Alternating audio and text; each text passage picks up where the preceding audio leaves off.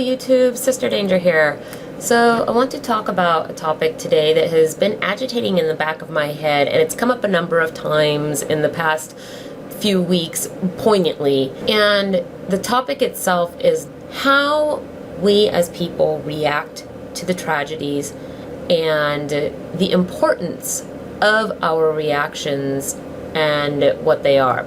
So anytime you get into a conversation, be it on Facebook, if it is on the comments thread on a blog article or a news article, if you get onto Twitter, you will inevitably find somebody in this conversation who advocates for cruelty to be visited upon somebody who is either a criminal or a suspected criminal.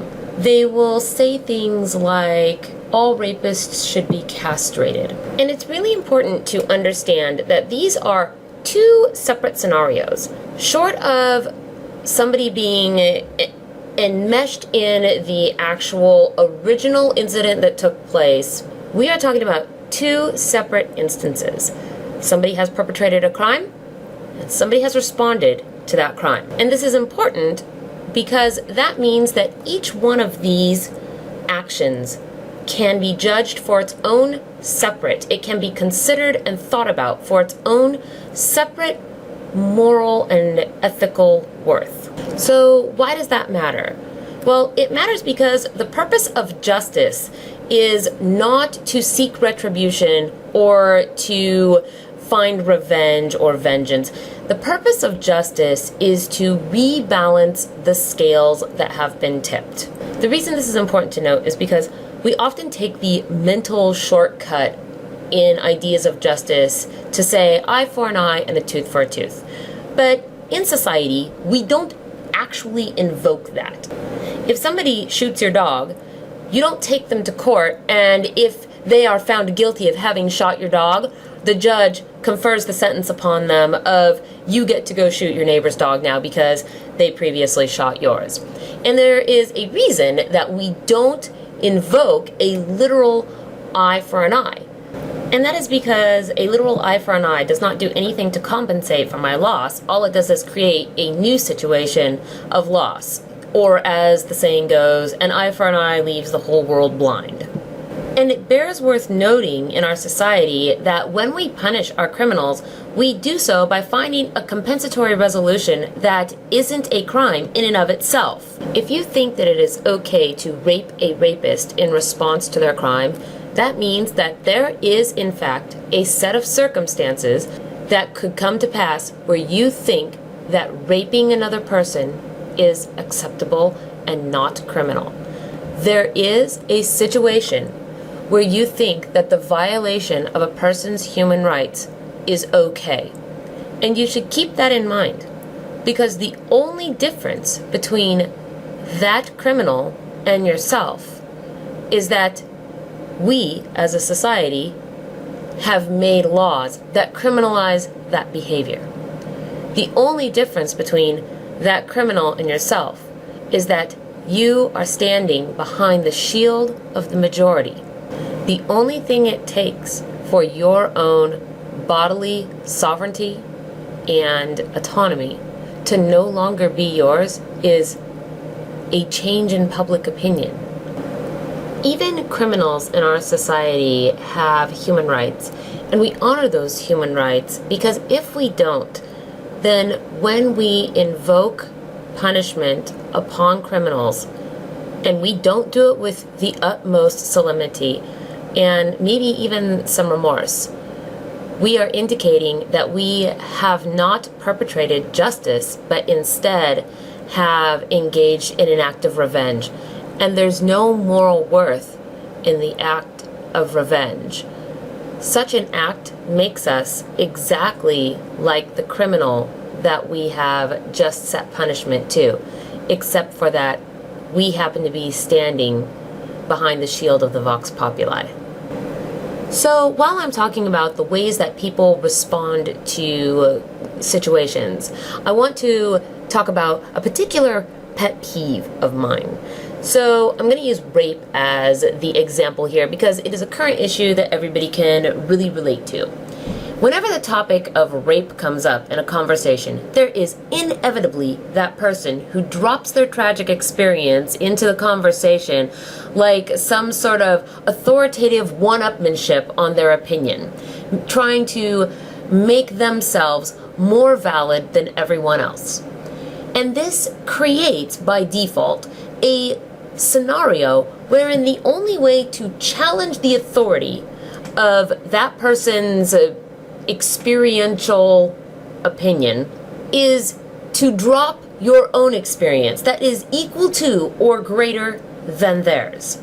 Not only does this then begin the terrible chain of events that ultimately culminates in a sort of more victim than thou scenario where people are constantly trying to one-up each other in their victimhood. But what's actually worse to me about this situation is that what it does is it, by default, invalidates every other person's opinion in that conversation unless that person is willing to disclose whatever events may have happened to them.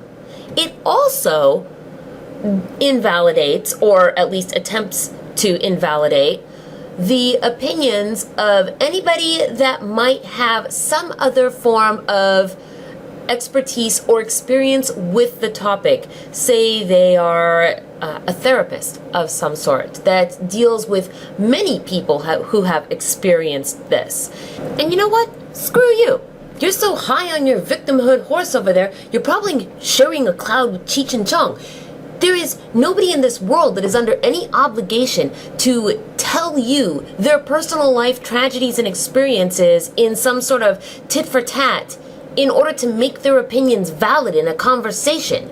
Way to go, supporting your fellow victims by forcing them to have to disclose the terrible things that have happened to them in life in a most embarrassing manner, or be considered irrelevant.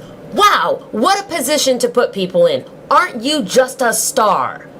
Furthermore, whenever you trot out your own experience and try to set it up as the authoritative example to which everything else is supposed to be compared, I'm not sure it can get more arrogant and self-centered than that.